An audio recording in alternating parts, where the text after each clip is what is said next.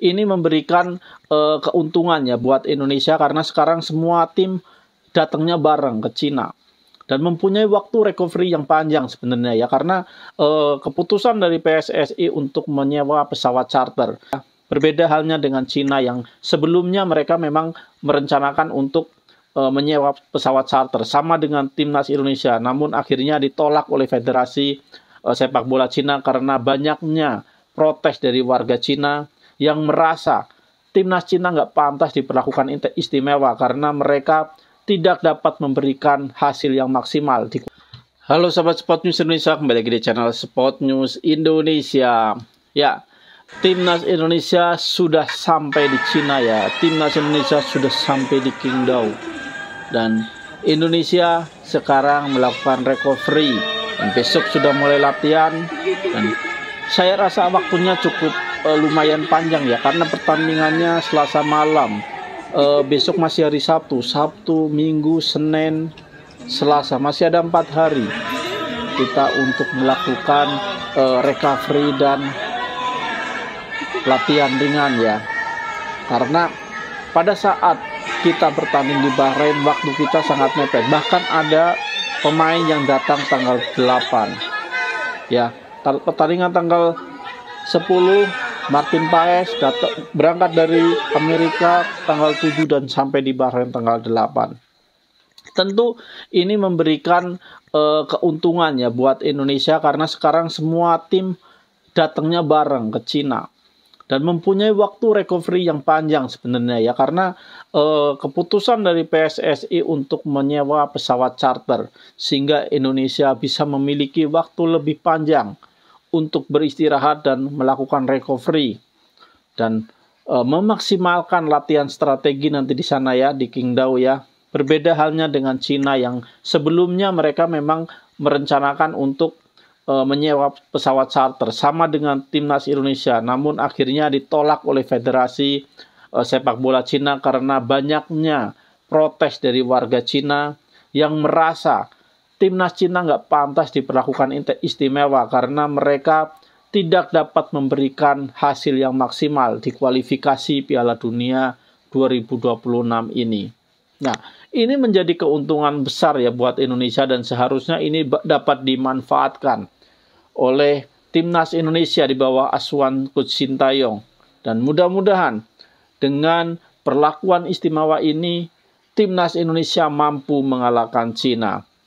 Ya, Indonesia diharapkan mengalahkan Cina karena dengan dapat mengalahkan Cina, kesempatan kita untuk lolos ke putaran final Piala Dunia 2026 akan terbuka lebar. Apabila kita mengalahkan Cina, kita mungkin nanti akan naik ke peringkat ketiga. Karena di atas kertas mungkin nanti Australia akan dikalahkan Jepang karena bermain di kandang Jepang. Dan Arab Saudi mungkin akan mengalahkan Bahrain bermain di kandang Arab Saudi ya.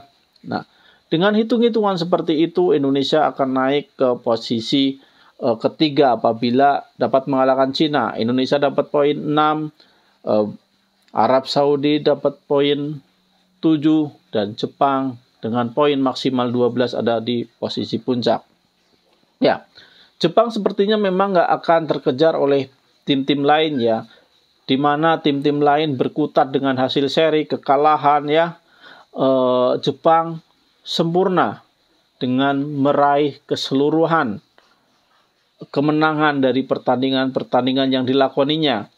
Bahkan Jepang belum satu kali pun kemasukan. Ini membuktikan kualitas timnas Jepang ada jauh di atas kontestan-kontestan lain. Dan mungkin nanti Jepang bisa terpeleset kalau dia sudah melakukan rotasi ya. Melakukan rotasi untuk memberikan menit bermain kepada pemain-pemain mudanya. Ya, karena mereka sudah dipastikan lolos ke putaran final Piala Dunia. Tapi itu mungkin nanti pertandingan ke-8, pertandingan ke-9 ya, pertandingan ke-10. Jadi udah akhir-akhir lah kalau mereka udah dipastikan lolos. Dan mudah-mudahan ya, mudah-mudahan nanti Indonesia mampu mencuri poin dari Jepang. Tapi lebih baik dapat memenangkan pertandingan melawan Arab Saudi ya daripada memenangkan pertandingan melawan Jepang. Kenapa? Jepang itu bukanlah saingan kita karena mereka udah di atas. Tapi kalau Arab Saudi itu adalah saingan terberat kita untuk merebut posisi 2. Arab Saudi, Australia, dan Bahrain. Ditambah Cina, kita nggak boleh kehilangan dari 4 tim itu. Kita tidak boleh kehilangan poin dari 4 tim itu. Kalau kita mau bersaing ke posisi 2. Nah, ya mudah-mudahan nanti di Jakarta ya, pada bulan November Indonesia menjamu Arab Saudi, kita bisa mengalahkan Arab Saudi.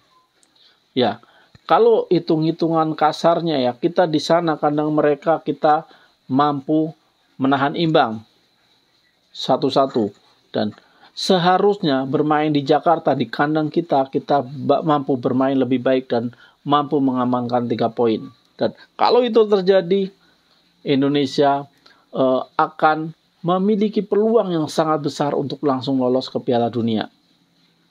Ya, mudah-mudahan kita bisa melakukan itu, karena saya yakin dengan perkembangan timnas Indonesia dari waktu ke waktu, datangnya pemain-pemain baru, datangnya pemain-pemain berkualitas, mereka memberikan impact yang cukup besar buat timnas Indonesia.